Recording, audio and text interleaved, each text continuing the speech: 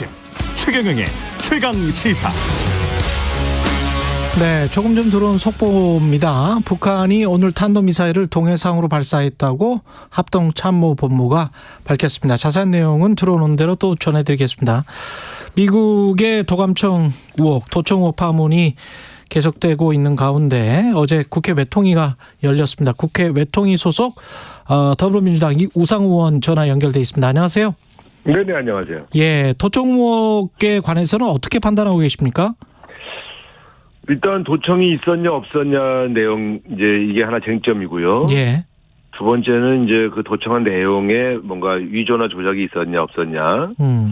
세 번째는 대한민국의 대통령실이 가정 보안에 취약해서 도감청에 쉽게 노출될 수 있냐 없냐. 이 세 가지가 이제 지금 그렇죠. 이 쟁점입니다. 예. 그런데 그 첫 번째 문제는 지금 미국의 상당히 책임 있는 그런 외교안보 책임자들이 도감청이 없었다고 부인을 하지 않고 있거든요. 예. 그렇게 본다면 과거의 예를 보면 도감청이 있었다는 것을 사실상 인정한 것이거든요. 그러니까 미국은 한 번도 자기들이 도감청을 했다는 걸 인정한 적이 없습니다. 과거 역사에서도. 예. 근데 이제 NCND로 갈 때는 대부분 한 거죠. 근데 하지 않았을 때는 바로 백악관 대변인이 이런 일은 없었다고 바로 이렇게 부정을 하거든요. 그런 과거의 역사를 볼 때 이번 건은 바로 부정하지 않는 걸 보면 도감청 자체는 있었는데 내용은 사실은 사실과 다른 내용들이 좀 있다. 이런 스탠스를 좀 취하고 있어요. 그러면서 본다면 도감청 자체는 있었던 것으로 그렇게 추정하는 것이 맞을 것 같습니다. 그리고 아까 세 번째 대통령실이 만약에 도청이 있었다면 이제 뚫린 건데 그리고 주권 침해를 당한 것인데 이 방어의 문제에 관해서는 어떻게 보세요? 보통 이렇습니다. 일반 집무실은 이제 청와대도 다 창문을 열어놓고 사용하거나 뭐 되게 이렇게 그 벽을 통해서 그 음파 탐지하는 도청에는 사실 취약해요. 근데 저희가 얘기하는 것은 이제 NSC의 그 벙커라든가 소위 말하면 비밀 지휘부에서 있었던 아주 은밀한 보안이 아주 최고로 유지되는 그 회의실의 보안성에 관한 문제인데 거기에서 이야기했을 때도 도청을 당한 게 아니냐? 저는 대통령실 이전하면서 청와대 벙커는 사실은 수십 년간 계속 보강해 왔거든요. 이런 도감청이나 여러 가지 보안 취약성 때문에. 청와대의 경우? 그렇습니다. 그걸 대통령실 용산 이전하면서 1, 2개월 만에 그런 고도의 보안 시설을 설치하는 것은 불가능하다고 보기 때문에 청와대보다 거기가 옛날 국방부였기 때문에 안전하다 이렇게 얘기하는 것은 저는 약간 실소를 금할 수 없는 얘기고요. 예.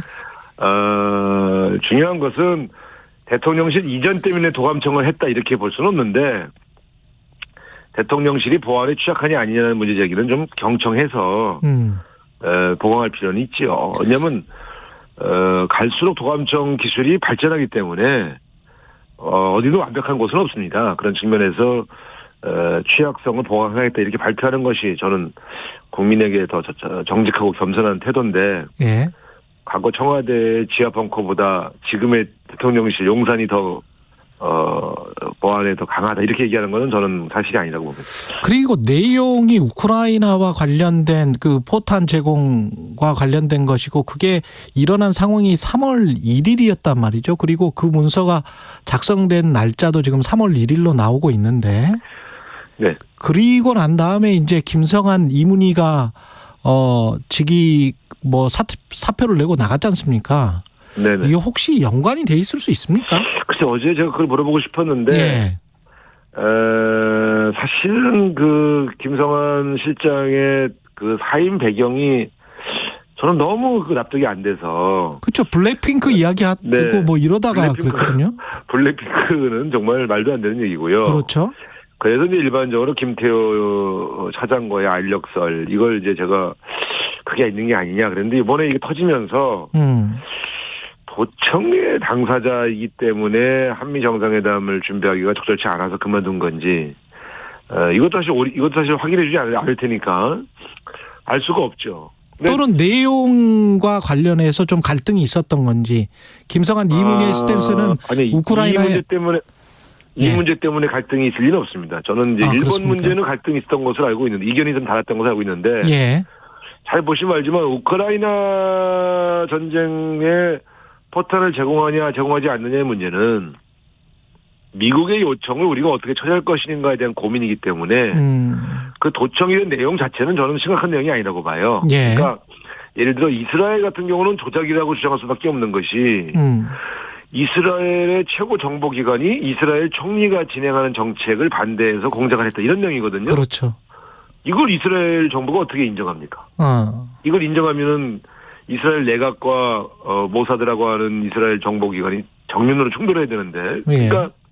내용이 조작이라고 정할 수밖에 없어요. 그런데 대한민국 정부가 이스라엘이 이 내용이 조작이라고 주장하니까 거기에 부안해동에서 도청은 없었고 이건 조작이다 이렇게 주장하는 것은 저는 좀 어이가 없다고 생각해요. 그러니까 이스라엘 정부나 몇몇 정부는 그렇게 주장할 수밖에 없는 내용들이 있어요. 우크라이나도 그렇고. 근데 예. 대한민국 도청됐다는 내용, 지금 공개된 내용만 보면 사실은 대한민국 정부에게 불리한 내용이 아닙니다. 그래서 저는 뭐 내용 자체를 문제 삼고 싶지 않아요. 예. 왜냐하면 안보실장과 외교비서관이 미국이 이런 요청을 한다면 어떡할 거냐는 가정하에서 저 일종의 연구를 한 토론 아니겠습니까? 예. 그래서 저는 상당히 합리적 토론을 했다고 보는데 그래서 내용이 괘씸한 건 아니에요. 근데 도청을 당한 나라가 도청을 당하지 않은 것처럼 몰고 가는 이 태도가 저는 문제라고 봐요. 그래서 이걸 왜 정식으로 공식 비공식으로 항의하고 예.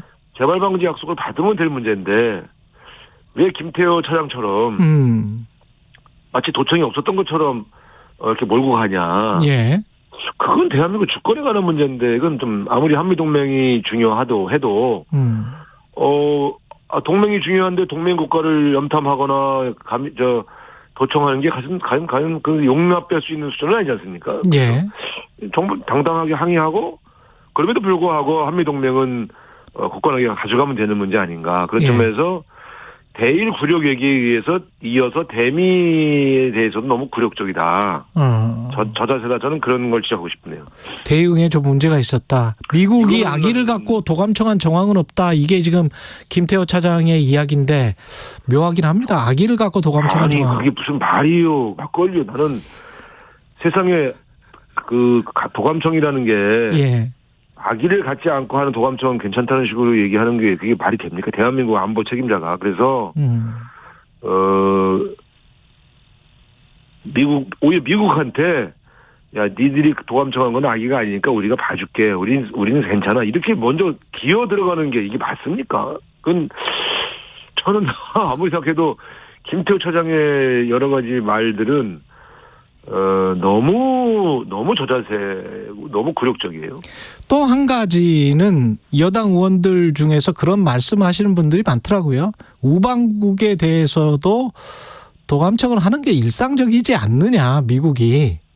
뭐 이런 이야기를 지금 하잖아요. 일반화돼 있다. 저는 그런 분들은 얼빠진 사람들이라고 생각해요. 얼빠진 사람들이다. 그러니까 이게 이제 영화 속에서는 국제 스파이전이 물론 있지요. 예.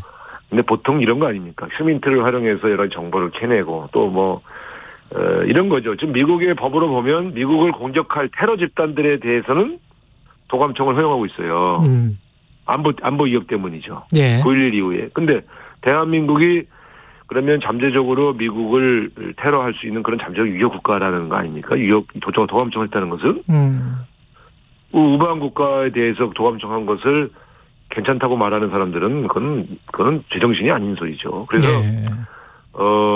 특히 그런 유혹을 가지고 계속 할 수는 있죠, 정보기관이. 예. 근데 그걸 이렇게 드러났을 때는 다 강력하게 항의하는 것이 외교적인 상식이고 주권국가의 기본적인 도리입니다. 근데 전 세계 다 스파이전 하는데 우리가 그걸 가지고 항의해? 이렇게 얘기하시는 분들은요, 주권국가의 국회의원 할 자격이 없는 거예요. 예. 그러면 김태호 차장은 지금 정작 그렇게 말을 해버려서 대통령이 방미를 해서도 그렇게 센 워딩이 나올 것 같지는 않거든요. 그러니까 적절한 워딩이. 그러니까 이런 겁니다. 지금 대통령은 입장을 표명하고 있지 않지 않습니까? 예. 근데 잘 아시겠습니다만 과거 메르켈 총리는 또 마크롱은 이제 자기 휴대폰이 도청됐다 이렇게 그렇죠. 발표되었을 때 바로 항의했지 않습니까? 예. 그리고 미국에 납득할 만한 사과를 받았죠. 근데 지금 대통령실 도청했다고 하는데 대통령실 사장이 괜찮다고 하는 거는 저는 정말 이해할 수 없고 이거 대통령이 직접 입장을 표명해야 될 얘기입니다. 그래서 저는 한미 정상회담 전에 이 문제를 해결하지 않으면 정상회담까지 끌고 가겠다는 의도로 보일 테니까 예. 적어도 정상회담 의제 도요감청 얘기가 올라가는 것은 바람직하지 않지 않습니까? 그래서 그 전에 빨리 해결하는 게 좋다. 그래서 대통령도 대통령 나름대로 좀 그 적절한 입장을 표명하고 미국도 백악관 대변인 차원에서 혹은 대통령이 직접 납득할 만한 해명을 하는 게 좋다. 그래서 한미 정상회담에서는 이 의제가 안 올라가고 원래 정상회담에서 다루려고 하는 의제만 토론하는 것이 좋다. 저는 그렇게 생각합니다. 그래서 그 전에 빨리 해결하는 게 좋다 이렇게 생각합니다. 한일 정상회담 이후에 지금 일본의 반응이 뭐 우리가 원하는 것과는 전혀 다르게 지금 나오고 있지 않습니까? 외교 청소도 그렇고. 그렇습니다. 어떻게 해야 될까요, 이거는? 아니 그래서 좀 이제 윤석열 대통령이 우리가 먼저 선제적으로 양보하면 일본이 성의를 보일 것이다. 이렇게 기대하고 하셨는데 그 이후에 일본이 성의를 보이긴커녕 더 마음대로 더 도발적으로 나오고 있지 않습니까? 완전히 윤석열 대통령의 대일 외교 전략을 실패한 것이죠. 그러니까 참 완전히 이제 이러지도 못하고 저러지도 못하는 형국인데 제가 볼 때는 정말 이 문제에 대해서 한번 외교 전략을 다시 재점검하실 필요가 있어요. 지금 계속 일본이 이렇게 나오면 국민 감정이 거대거든요. 국민 감정이 약화된 상황에서 윤석열 대통령이 더 진전시킬 수 있는 방안이 나오기는 어렵지 않습니까? 예. 그래서 좀 지금이라도 대일 외교 전략을 바꾸실 필요가 있지 않나 저는 그렇게 충고를 드리고 싶네요. 지금이라도 대일 외교 전략을 바꿔야 된다. 가능성은 현재까지는 없어 보여요. 예. 국회 현안들도 좀 짚어봐야 되는데 오늘 대통령이 거부권을 행사한 양곡관리법 개정안을 재의결할 텐데요. 이렇게 되면 본회의에서 3분의 2 나와야 되는 거 아닙니까? 3분의 2 나오는 건 좀 어렵고요. 예. 지금 의장님도 아마 제가 듣기로는 통과가 어려울 텐데 이걸 해야 되나 말아야 되나 고민 중이신 것으로 알고 있어요. 그런데 예. 지금 이제 법안들을 보시면 잘 알겠지만 과거와 다르게 좀 정치적 법안들이 아니거든요. 그러니까 양곡관리법은 민생 법안이고요. 간호법. 간호법은 어쨌든 그동안 소외되고 고생했던 간호사들 처우에 관한 이제 여러 가지 그 개선안을 담은 건데. 예. 정치 이슈가 아니지 않습니까? 윤석열 대통령을 겨냥한 법이 아니고 또 윤석열 대통령도 공약했던 내용들이에요. 예. 양곡관리법, 쌀값 안정 문제나 간호법은. 그래서 이건 여야 합의로 통과될 수 있다고 봤고 실제로 여당 의원들도 상당수 공감하고 있는 법이에요. 이걸 거부권을 행사하신 것이 저는 잘 납득이 잘 안 가요. 본인이 한 공약을 본인이 거부한 꼴이 되는데. 예. 이렇게 전국을 저기 막 대결 구도로 가져가는 일에 대통령이 앞장서는 게 맞나? 그런 측면에서는 조금 민생 법안을 왜 이렇게 처리하시는지 잘 모르겠습니다. 아마 최근 지지율 하락에는 이런 문제들이 연동돼 있다고 좀 보여집니다. 그 민주당 지금 갑자기 현안으로 떠오른 게 또 윤관석 의원 압수수색이 어제 있어가지고요. 네. 이거 같은 경우는 뭐 어떤 진상 파악이 좀 돼 있나요? 내용을 저희가 알 수가 없으니까. 네. 일단은 지금 대미 도감청 사건을 덮으려는 의도로 급하게 꺼내든 것 같은데요. 예. 최근에 검찰에서 무슨 충격적인 사건들을 꺼낼 때 보면 항상 이 정권에 불리한 현안이 터질 때마다 뭘 사건을 터뜨리던데. 예. 그런 소위 국면 전환용이라면 굉장히 위험한 그리고 굉장히 좋지 않은 의도의 접근이라고 보여지고요. 검찰이 너무 정치적인 어떤 행보를 너무 심하게 한다 이런 생각은 드는데 어쨌든 이거는 이제 관련 증거와 사건 사실 내용들이 확인되어야만 입장을 저희가 낼 수가 있죠. 다만 예. 제가 아까 의심한 것은 국면 전환용 어떤 수사가 아니냐 이런 왜냐하면 시기가 사건은 벌써 2년 된 거 아닙니까? 예. 이제 와서 터뜨립니까? 그런 것들이 이제 계속 우리가 검찰이 도대체 왜 이런 식의 발표들을 이런 국면에서 오해받을 국면에서 하는가 이런 이제 그런 의구심은 있죠. 네. 이 사건의 실체적 진실은 좀 지켜봐야 될 것 같습니다. 그리고 이낙연 전 대표 장인상을 계기로 이낙연계가 결집하고 있다라는 보도들이 나오고 신경민 전 의원이 어떤 팬덤 정치에 관해서 강하게 비판을 하더라고요. 그 유튜버 팬덤, 가짜뉴스 그리고 저질 지도자들이 결합돼 있다. 네. 예, 어떻게 생각하세요? 네, 저는 그것도 정치부 기자들이 만들어서 기사라고 보고요. 예. 어떤 분이 돌아가시는 일이 무슨 계획적으로 돌아가시는 게 아니지 않습니까? 아, 예. 돌아가신 그 상가에 그 상주가 와서 지키고 그걸 사람들이 조문하고 돌아가신 것을 좀 정치적으로 해석하는 것은 조금 과도해 보여요. 그래서 돌아가실 줄 알고 결집을 준비했단 말입니까? 아니면 갑자기 돌아가셔서 슬픔에 잠겨 왔는데 슬픔에 잠겨서 오신 분이 정치적인 의도를 가지고 뭘 도모한단 말입니까? 이게 사실 되게 예의가 아닌 기사죠. 예. 이낙연 선배님이 그럴 분도 아니고. 예. 조사를 어려운 일을 당하신 분을 정치적으로 해석하는 기사를 쓰는 것은 상당히 전 예의가 아니라고 봅니다. 어쨌든 그것과 별개로 신경민 전 의원의 발언은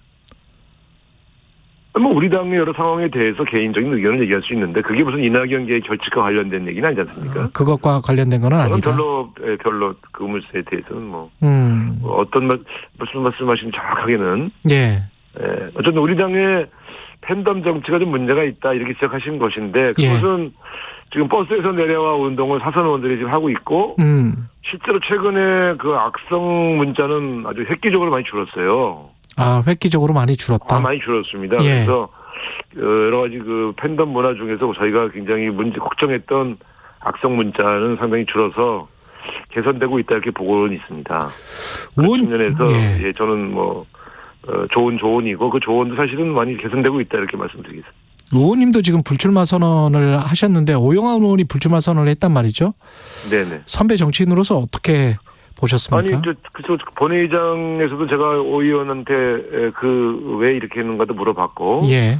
어제도 늦게까지 같이 좀 술 한잔 기울였어요. 예. 하면서. 근데 본인은 진짜 정치하면서 자기가 소방관과 소방 업무를 돕기 위해서 왔는데 소방관들이 자꾸 돌아가시는 것을 보면서 너무 힘들었다. 그래서 자기가 소방관 업무로 돌아가는 것이 더 맞는 것 같다. 이런 결심을 했다. 순수하게 말씀하셔서 정치적 오영환 의원의 결심에는 정치적 의도는 없는 것 같아요. 예. 어제도 계속 몇 사람이 물어보는데 그 얘기를 반복하셔서 격려하고 또 그만두려면 다선 의원이 그만둬야지 수선 의원이 그만두면 되겠냐 이런 얘기도 하고 같이 이렇게 한잔 했는데 예. 오영환 의원의 그 순수한 결단은 그 자체로 굉장히 저는 좀 감동이 있었습니다. 과연 다시 시험을 쳐서 소방관이 된다고 하는데 예.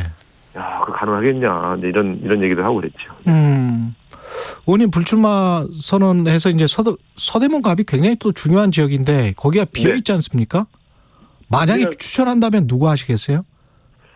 저처럼 이렇게 그 불출마 선언한 지역은 예. 이제 당에서 아주 좋은 다음에 이제 대한민국 미래를 열어갈 젊은 인재들을 영입해서 공천을 하지요. 예. 제가 비워준 이유는 저 같은 사람이 또 들어오길 바라는 게 아니지 않습니까? 대한민국의 미래를 이끌어갈 아주 젊고 참신한 인재가 오기를 바라고 있습니다. 저는 개인적으로 추천할 생각은 없습니다. 그렇군요. 네. 그 내년 총선 구도는 어떻게 보십니까? 윤석열 대 이재명 구도를 먼저 깨는 쪽이 이길 것이다. 유수민 의원은 그렇게 봤는데. 네. 내년 선거는 좀 더 지켜봐야죠. 좀 더 지켜봐야 된다. 아직 1년이 남았는데 그 안에 무슨 일이 생길지 어떻게 하겠습니까? 다만 예. 최근에 저희 당이 굉장히 내용을 겪다가 빠르게 안정되고 또 당직 개편 이후에 상당히 여러 가지 변화의 모멘텀들이 생기고 있는 것은 다행입니다. 그러나 아직 총선 승리를 보장할 정도의 변화를 만들었다고 보기는 어렵거든요. 예. 앞으로 민주당이 더 국민에게 사랑받는 정당이 되기 위해 노력을 해야만 총선 승리의 가능성이 있다. 저는 그렇게 생각합니다. 지금까지 더불어민주당 우상호 의원이었습니다. 고맙습니다. 네, 감사합니다. 여러분은 지금 KBS 1라디오 최경영의 최강시사와 함께하고 계십니다.